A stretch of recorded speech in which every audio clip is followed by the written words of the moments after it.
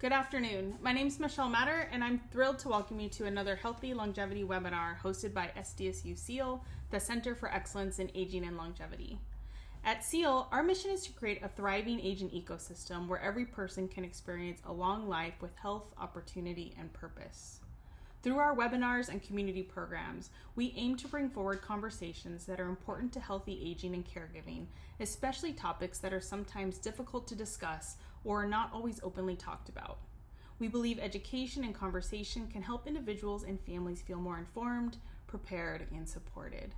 Today's topic is one of those conversations. We're honored to welcome Dr. Bob Uslander. Dr. Bob is the co-founder and medical director of Empowered Endings and has spent more than 30 years caring for patients and families through serious illness, palliative care, hospice care, and end-of-life experiences.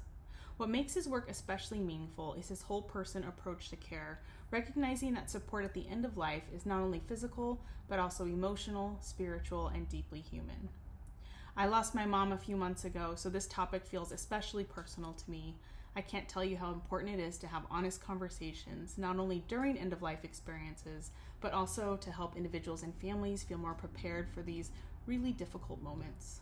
So Dr. Bob, I'm grateful to have you with us today and appreciate your willingness to help guide us through this important conversation. And with that, I'll turn it over to you. Well, thanks for having me here. I appreciate the opportunity to share a bit about our about the model we created and why it's been created, and also I want to share some things that I feel are really important that have come from my years of experience as a physician, as a friend, as a family member, and somebody in the community who really cares a lot about the experience that people have. Um, just a bit about my background. I was an emergency physician for 25 years. So I spent a lot of years in the emergency room caring for people through all different phases, through all in all different circumstances. Um, I can tell you that the majority of people, the vast majority of people that I took care of in the ER, they didn't expect to be in my emergency room that day.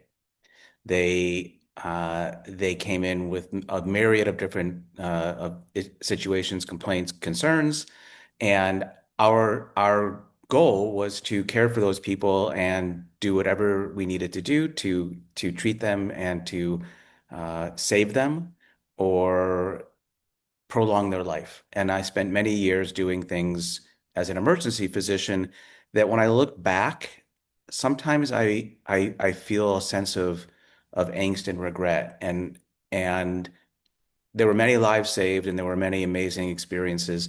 But I was part of a system that has been perpetuated that is focused on extending life at all cost. And over time, I came to understand that sometimes extending a life, saving a life is not necessarily in that person's best interest. And one of the challenges is that unless we have clarity, unless we have an understanding of what that person would or wouldn't want, there's just one mode, and that's act, and that's do. And sometimes as I started to look back at things and really examine it, I came to understand that there needed to be a better way. And we needed to somehow find a way to have more clarity about what people want and don't want. So a lot of my experience comes from those years in the emergency room, but also it's been influenced by personal experience caring for friends, personal experience caring for my family members, and then a lot of experience that came in the last 13 years as a palliative care and end-of-life care physician. So I'm going to go ahead and share my screen now. And you can let me know. Hopefully you'll be able to see what I Yes. want you to see. All right. Okay. So the title of my talk is Conversations, Not Crises. And really it's the idea is we all hope for the best. You know, we all hope that we're going to live a nice long life. And at the end of that nice long life, we're going to go to sleep one night and not wake up. And ideally, we would have said everything we wanted to say to the people that matter to us and put everything in place and just have that gentle, peaceful exit. Um, it doesn't often go that way. Most of the time, it goes very differently. And so one of the focuses of my career right now is helping people plan for the rest and do it in a way that doesn't result in trauma and regret and guilt for the loved ones who care for these people and leave them behind.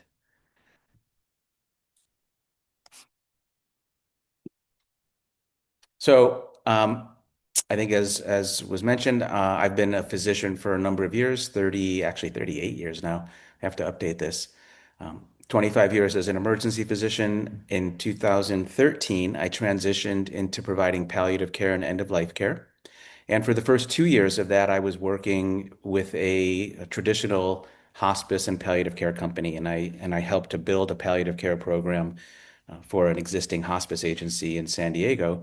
So in that transition, I got to go into people's homes and I got to meet with the patients and their families and learn about their life and their history and what their challenges were and what their goals were, what their values were, and try to kind of put together a plan that would address their needs and meet their needs ideally or optimally. In those 2 years, part of what I came to understand is the healthcare system. Is 25 years as an emergency physician, I learned a lot about what the system can and can't do, and where a lot of those major gaps existed that caused people to suffer. In my 2 years working in the traditional palliative care realm, I came to understand a lot of the challenges and limitations in that world as well, things that I wasn't aware of before. And while I was going into people's homes and working as part of a team to try to improve the quality of life for the patients, I learned about a lot of the limitations that really continue to perpetuate the suffering. And after 2 years of that, I took a different path and I decided to start my own practice. And a lot of the impetus for that was caring for both of my parents who became ill with terminal lung cancer, and I was able to support them in their journeys. My mom's journey was very challenging and difficult, and I learned kind of what it's like to be on the other side of the table, or actually of the other side of the bed, um, and seeing what it was like to be a family member struggling to help have somebody's needs be met. My father's journey was very different. It was very, um, he was in charge. He knew what he wanted. He was very clear about what he wanted. And as things unfolded, he was able to have a very gentle and dignified, and he had a lot of agency, and it was a very beautiful and gentle death. But I got to experience that. And shortly after that, I decided to start my own practice and to deliver that kind of care in a much more holistic way that really was designed to meet the patient's needs, but also meet the family's needs. One of the things that I discovered was that the families just don't have much support, and they're trying to do their best to navigate this complicated, unfamiliar system that wasn't really designed to support them. So the practice that I started was really designed to help families have a more supported time dealing with all the challenges as they were caring for their loved ones. Uh, Elizabeth, my wife, joined the practice. We transitioned the practice into Empowered Endings, and we rebranded as Empowered Endings because we really wanted to focus on empowering people to have this beautiful end of life experience. And we felt that we had really developed a formula to be able to do that beautifully.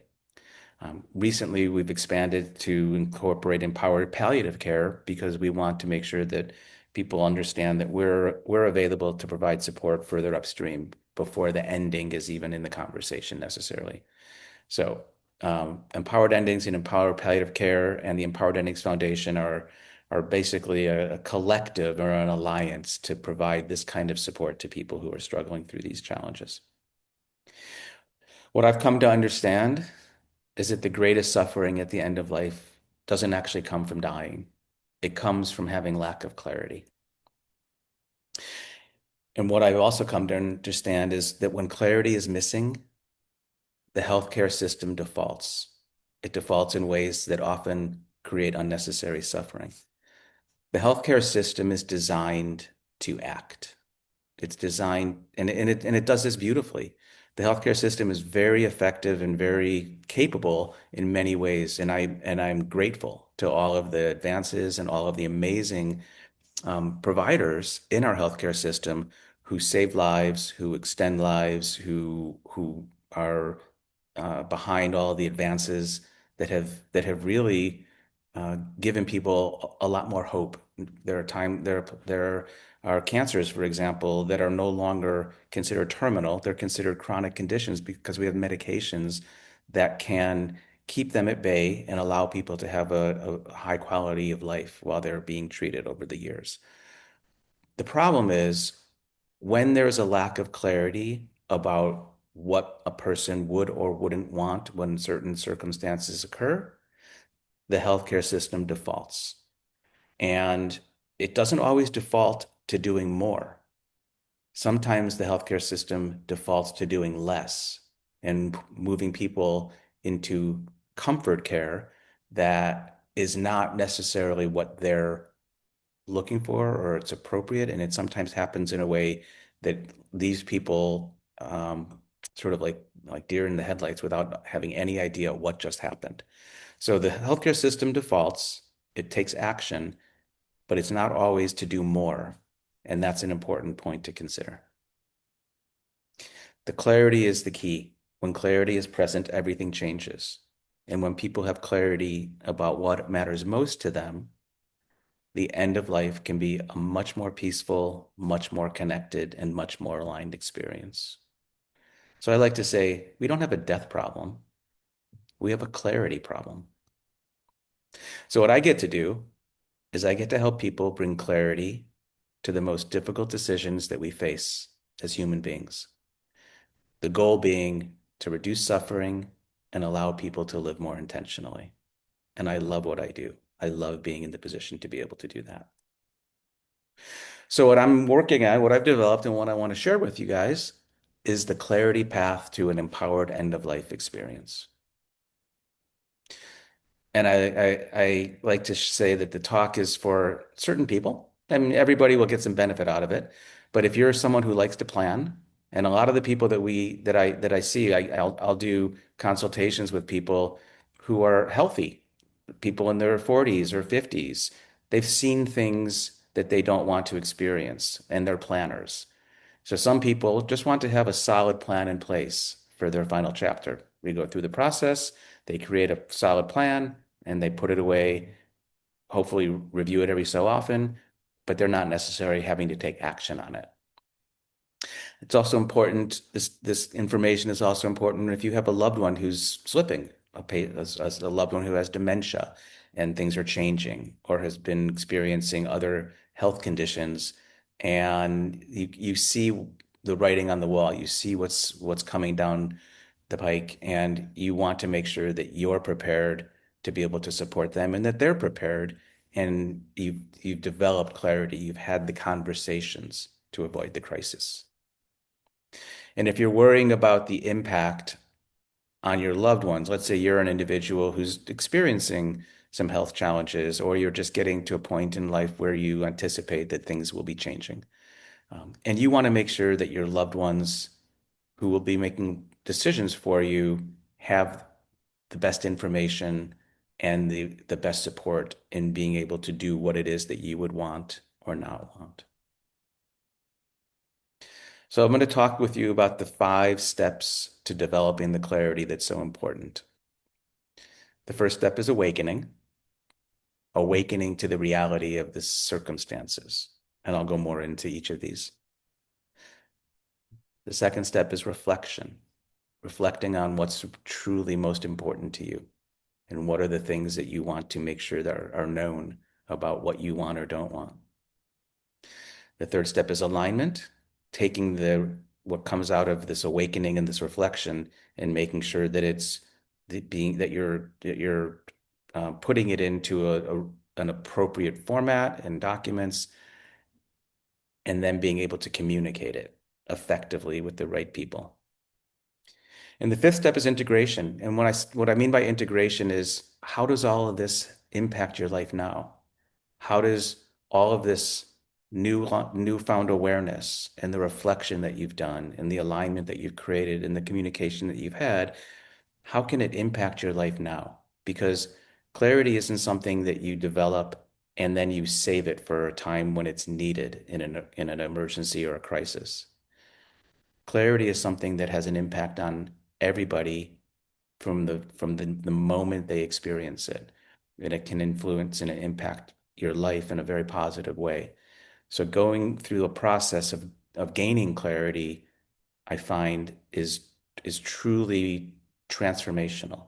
I like to say, when people come in, they want to fill out their forms, they want to take the advanced healthcare directive or the pulse form or whatever. My approach to that, it's not about the forms, it's about the transformation, and that's what I'm trying to help people experience. So, awakening, I think this is an incredibly important concept because most people avoid thinking about the end of life. They don't want to think about what will happen. In my experience, it's interesting. Most people don't fear death. Some people are uncomfortable with the concept. They're uncomfortable with the mystery about it. But most people really don't fear actually being dead. What they fear is the dying, what will happen leading up to the point where they die. And for many people, this fear will keep them from thinking about it or talking about it.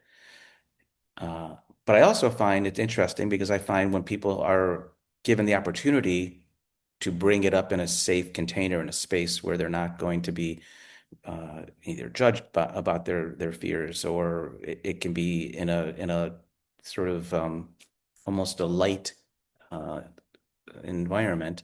Sometimes they really want to talk about it. These pent up fears and this conversation that has been kind of cloaked and hidden comes out, and it's very cathartic. And I find people, for some, I go to parties, and it's not uncommon for the majority of the time that I'm there to be talking about end of life issues, because people find out what I do and they want to talk about it. They find that there's somebody who's open and willing to talk about it. So part of the other issue with awakening is that people assume that things are just going to work out. A lot of people believe that when things get complicated for them, the healthcare system is going to be there to take care of them. And sometimes that's the case, and people can get lucky. But in my experience, the majority of the time, the healthcare system does not show up the way people are hoping and anticipating that it will. And I think a lot of people are completely taken aback and completely overwhelmed and often angry when they realize that the healthcare system is really not there to support them in the way that they hoped it would be. As far as the awakening and the awareness, I think it's important to understand some of the gaps that exist in our traditional palliative and end of life care system, and I'm going to go through these. I also think it's important to talk a little bit about. I know that part of what was promoted in this talk was to talk about the difference between palliative care and hospice care, and I don't want to belabor that. I think it's important to understand the difference. I don't want to spend too much time on that because that can actually be a full talk in itself. But just to kind of set the understanding, hospice care is essentially an insurance benefit. It's a care that's delivered that's paid for by Medicare or insurance to agencies, to organizations that provide care for people who have been uh, given a 6-month prognosis. And to be eligible for hospice care, 2 doctors need to certify that you are likely to die within 6 months if your disease runs its typical course.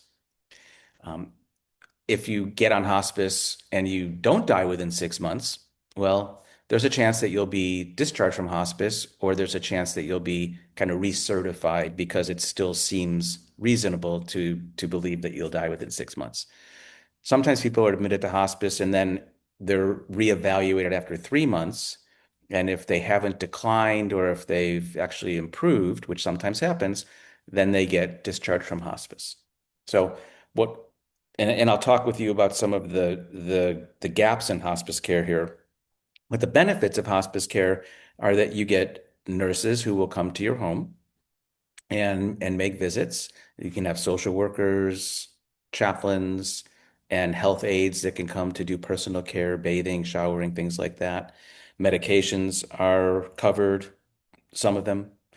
Equipment is covered, and those are delivered to your home. So there's a whole team of people that come in to provide support.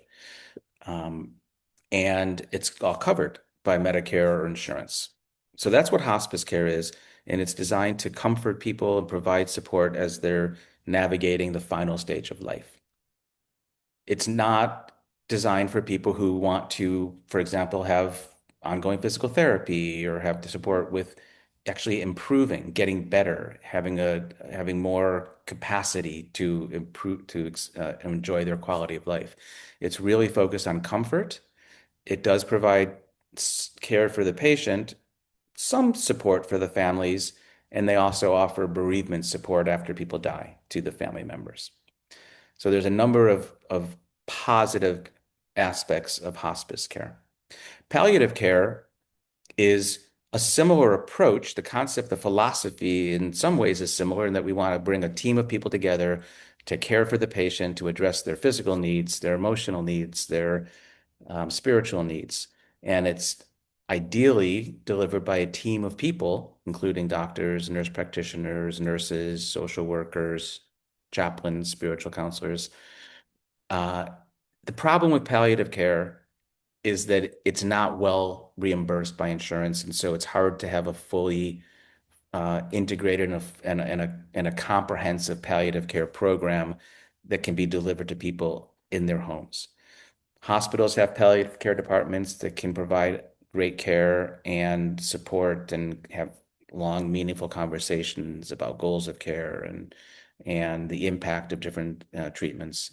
Um, and palliative care is really designed to be a bridge between the primary care that you might receive and the specialty care and hospice. And the idea of palliative care is wonderful. In actuality, in reality, palliative care is not fully developed in the community yet, and I'm hoping that over time it will be more so. What we provide is palliative care, the full scope of palliative care and end of life care. We partner with the different organizations, the different hospitals, the different doctors, and kind of fill in the gaps. And there are many. And here's a couple of them that I'm going to share with you. In hospice care, there's minimal physician engagement. In most cases, when a person goes on hospice, they will never or seldom see a doctor again. Most hospice care is delivered by nurses or nurse practitioners. Physicians in general in hospice care are they're working in their own practices. They're available to the nurses and to the staff, and then they come in and have meetings every couple of weeks to discuss patient care plans and such. Physicians are generally not involved in the actual day-to-day care of the patients, and they rarely interact with the patients and the families, which is a big gap, especially when people are going through this really difficult, challenging time of life. In general, there's a limit to the amount of emotional, spiritual, and grief care. Hospice agencies do have social workers and chaplains available or spiritual counselors. For most of them, their engagement is relatively limited, and it's on their schedule. It's not often enough to really meet the needs of the patients and their families. Like in other areas of healthcare, there's very little family support and guidance. There's very little time spent helping the families understand the sort of the realities of what's happening and the options and supporting them in making some of these really challenging decisions. And similarly, like in many other areas of healthcare, There's a lack of collaboration. People don't talk to each other. Organizations don't talk to each other. Everything is kind of done in silos. For the most part, when people are under hospice care or palliative care or any kind of care, there's just not a focus on the life-enhancing therapies, holistic alternative therapies, things like music, massage, acupuncture, aromatherapy, movement, art.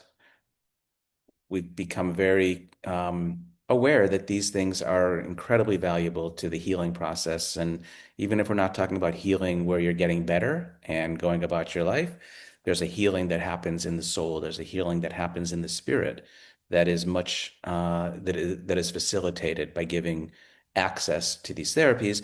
And even equally important, not just the therapies, but the therapists, the people who come in to provide music therapy and expressive arts therapy and acupuncture and massage, for example, they are dedicated to improving the quality of life of that individual. They're not just there to do a service. They're there to touch that person in a deeply way and be touched by them in return.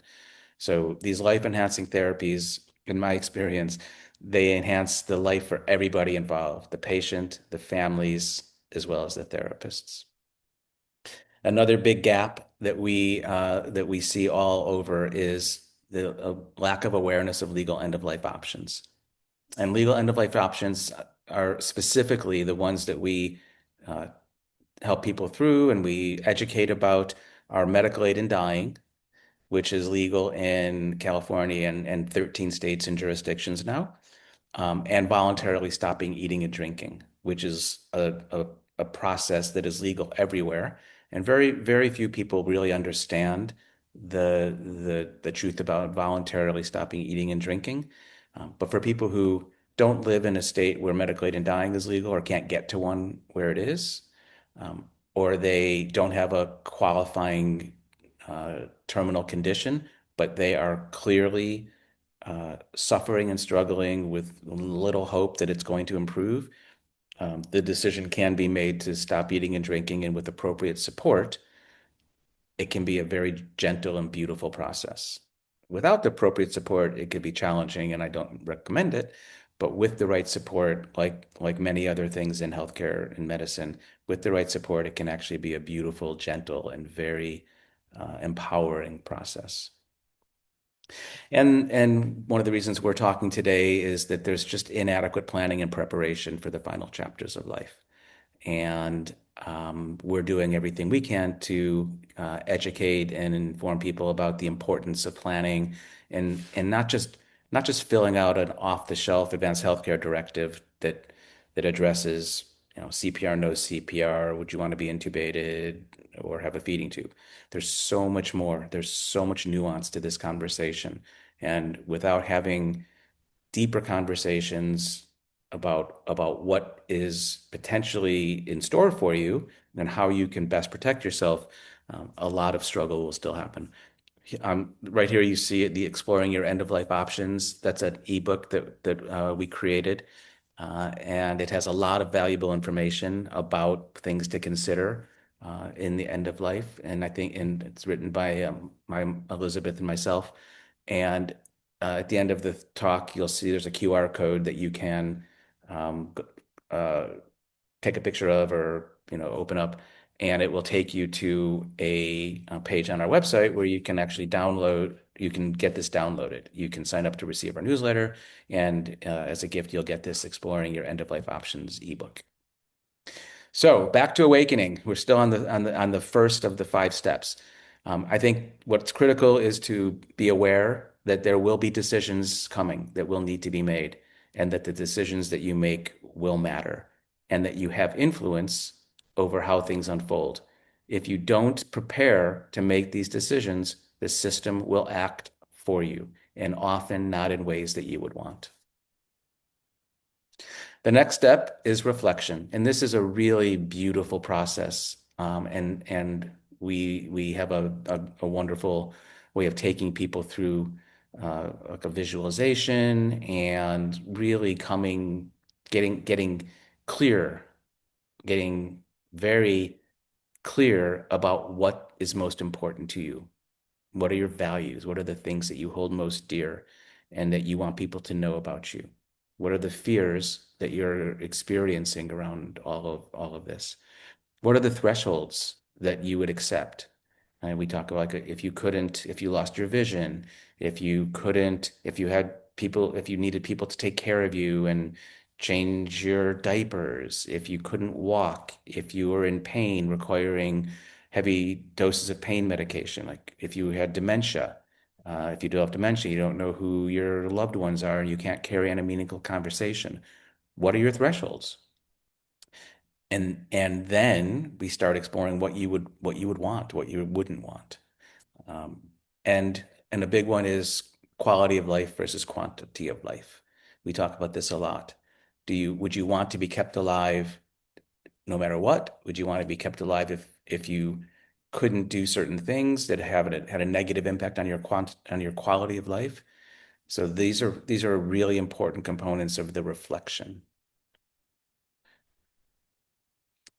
You also need to be considering all of the factors that go into this, right? This is just a few more of the reflections that would happen during this process. Who are you going to choose as your healthcare agents? Are you going to want to be resuscitated or not be resuscitated? Would you want to be kept alive at all costs if you develop dementia? And would you be interested in exploring end of life options? Important to keep in mind the end of life options that I just shared with you, medical aid in dying and voluntarily stopping eating and drinking, those are not available to somebody who has lost their ability to make decisions. You can indicate in your directives and in your communications whether you would be interested in those as long as you still maintain decision-making capacity. And that's important information to be discussing and communicating to your loved ones. But nobody can do medical aid in dying on your behalf if you've lost your ability to communicate meaningfully or make decisions. And nobody can do voluntarily stop eating and drinking on your behalf because at that point it's not voluntary. The information can be put in your advanced healthcare directives about how you would want to be cared for and what you would want to be done if you did develop dementia. And that's something that is important to understand, and we can have further conversation about that. The third step is alignment. And this is where a lot of people will fail. Some people can, develop their awareness and have an awakening, and they can do some reflecting.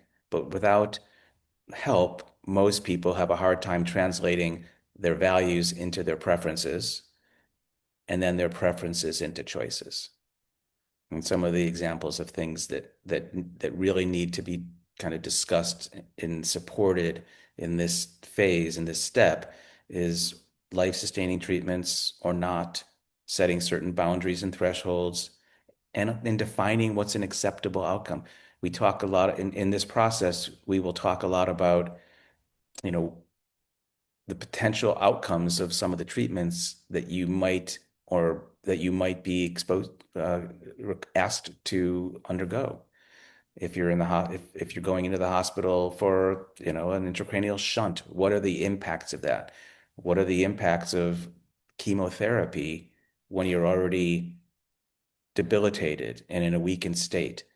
There's a lot of these sort of subtleties that are not discussed in the traditional healthcare directives, and they're generally not discussed with primary care doctors or specialists. So this is an important step here, taking the information, taking what's come out of the awareness and reflection and aligning it into something meaningful, creating an advanced healthcare directive, creating a PULST, writing out your detailed statement about what you want or don't want, what's most important to you, and in some cases, creating a video that would be available for people to watch if they really wanted to see you detailing, speaking what's true for you. Critical next step is communication. You can do all the documenting you want, you can do all the reflecting you want, you can do all the awakening you want. If you don't communicate with your loved ones and the people who are going to make decisions for you, it doesn't matter. Ideally, you'll also be communicating with the healthcare providers who would be involved in your care if and when things changed for you. So the communication step is something that cannot be underemphasized. It's critical. There is no greater gift you can give your loved ones than creating a well thought out advanced healthcare directive and discussing it with them. And I believe that. And I've seen families who have had this kind of communication, and when things do change and when they are in the position to make decisions, they know what to do. It's not necessarily easy. It's not easy to say we're going to take somebody off of life support or we're going to not do this procedure, but it's aligned and it's understood and it's loving, and it helps keep families from being fractured when they might have differences of opinions. And that's critical. This process of going through this exploration and documenting and communicating saves families from being broken apart, because I've seen it the other way, and it's a horrific thing to see a family torn apart because of the decisions that get made when somebody's in their final days of life. And integration is also, I mean, this is where the gold is. It's once you go through this process, you get to live with that clarity, not just plan for the death. Living with an understanding of what's most important to you, having had conversations with your loved ones that bring up really sensitive topics and allow you to connect in a way that you might never have or haven't for a long time. And it's important as part of integration to revisit these decisions over time, not just have this be a one-time thing and then put it away and never look at it again. Things change, situations change, circumstances change. Your ideas about what you would want or not want may change. So I think it's really critical to know that these are documents that are dynamic, they're not static. So kind of wrapping it up, and I'm going to leave a few minutes for some questions. If anybody wants to ask any questions, you're welcome to put them in the chat. By getting clear about your end of life wishes now, you and your loved ones will live each day with more freedom and ease. So you want to educate yourself about the gaps and legal options, become more aware. You want to design a plan that honors your values. Actually, this should have been number 2. Get clarity about what's most important and document your goals and wishes. Discuss your plan with your healthcare agents and your loved ones, and ideally your healthcare providers, and find trusted healthcare professionals to discuss your plans with, to discuss your concerns with, and enroll them. Get them to commit to you that they will support you. And if they can't, then you need to find other healthcare professionals who will. I want to thank you. I'm going to leave this up for a minute here. This QR code will take you to where you can sign up for our newsletter and download the End of Options digital ebook. And I am available for any questions. Thank you so much, Dr. Bob. While we wait for questions, I just want to say that so much of what you talked about resonated with me. I wish I had some of these conversations with my mom, especially the reflection questions. And by the time I needed some of those answers, she couldn't speak any longer. So I just can't encourage everyone enough to have these conversations ahead of time, even though they're difficult. They're so important. Yeah, it's interesting to me. They're difficult, but they're so cathartic. And when I get together and we have these conversations, it tends not to be like heavy and scary. We do it in a way that is, we take a light approach to a heavy topic. I like to say that. And I find that people sometimes enter into the conversation with some trepidation and feeling kind of reserved. And you know, at the end of an hour, they're much more light, much more I mean, there's often laughter but the I think the release that can come from being able to talk about these things in a space that feels safe and not judgmental is really important. It's really important. We had a couple questions in the chat. One of them is, what are some options with advanced dementia if VSED cannot be used even in your directive?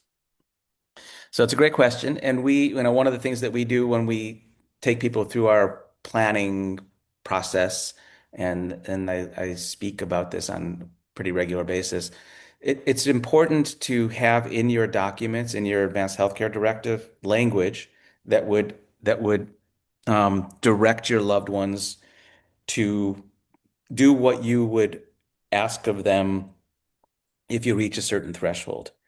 And there is language that can be put in around cessation of food and water. And I realize that it can be challenging. So my healthcare directive and many that I've helped people create has language something like, if I lose the ability to know who I am or know who my loved ones are or carry on meaningful conversation, I direct that my healthcare agents withdraw food and water and allow me to die naturally, and ensure that I have medications for comfort and that I am cared for with dignity. So essentially what that's saying is you're leaving it up to your healthcare agent to decide when it's time to let you go, to withdraw food and water and let you go through a process of starvation and dehydration. Many healthcare agents would be very uncomfortable with that. And it's also very challenging to have something like that happen in a nursing home or a memory care facility or an assisted living, community. Those places have their licenses and there are a lot of regulations around presenting food and water. And so it's very nuanced. It's very, and it can be challenging. But having that documented in your advanced healthcare directive is really the only way to demonstrate that that's what you would want, and then hope that you can get that kind of support that that you're asking for. There's another concept that I'm starting to speak about and introduce to people, which is called minimal comfort feeding, which is something that would be likely more acceptable to more people in more institutions. And the idea is not completely withdrawing food and water, but at a certain point when dementia has developed to a threshold that you sort of outline, that you be given food and liquids only if you're asking for them, or only if you're demonstrating discomfort at the lack of food or liquid. So it's not full withdrawal, but it's also not full feeding. A lot without that kind of directive or information, the people who are in memory care facilities or nursing homes are often hand-fed. They lose the ability to feed themselves. They will never ask for anything to eat or drink because they don't know that they are supposed to be eating and drinking. And then they start losing the ability to actually feed themselves. At a certain point, they may lose the ability to chew safely. And so then it may become dangerous for them. But this concept of minimal comfort feeding is something that can be that I think deserves a lot more attention, because if you're committing to only giving somebody food or liquids if they're indicating that they want it, then you're not um, refusing, you're not keeping it from them, but you're also not doing anything unnatural to prolong their life. And I think that's something that is going to become a more just talked about and acceptable approach. And they may not die in 7 to 10 days like they would if you completely withdrew food and water, but they may not live for 2 or 6 years either, as they would when they're being essentially force fed. There is a question, how do you explain and discuss hand feeding? Well, I mean, hand feeding is basically taking food and placing it in somebody's mouth, right? People who are not able to feed themselves. If and there's different forms of it, right? There may be somebody who indicates that they're hungry or thirsty in some way, and then you're just following you know, following their sort of direction.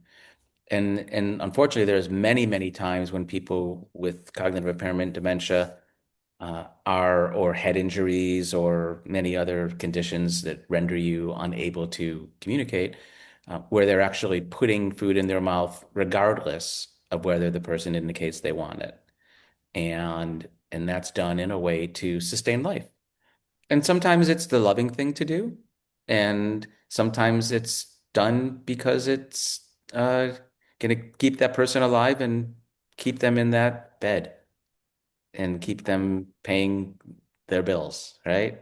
So Right. lots of different things to consider in that. But essentially, hand feeding is just what it sounds like, hand feeding. Yeah. And our last question is how people can get in contact with you to set up an appointment or discuss things further. You could just share that. Yeah, so I will the QR code that I put up there will take you to our website. Our website is empoweredendings.com. That's for the medical practice. The phone number I'll give is 858-925-7554. If somebody wants to email, they can email me directly, which is Dr. Bob, DRBOB, at empoweredendings.com. And we will, I'll pass that along to whoever it is that it seems appropriate to reach out to you. And if anyone is interested in getting information about our foundation, there's incredible resources in the foundation. There's a community group, there's uh, educational resources, webinars, meetups, support groups. It's an enormous amount of value that's available to people for free. So I would highly encourage people to go into the foundation, and that's empoweredendings.org. Empoweredendings.org. Wonderful. Well, I want to thank you so much for your time today. I know many of us are leaving with a deeper understanding of how we can better support ourselves and our families and our communities through these experiences. So just thank you so much. And thank you all for joining us. I hope you continue to stay connected with CEAL, and we'll send a follow-up with all of the links that Dr. Bob shared. So hope you all have a wonderful day. Thank you.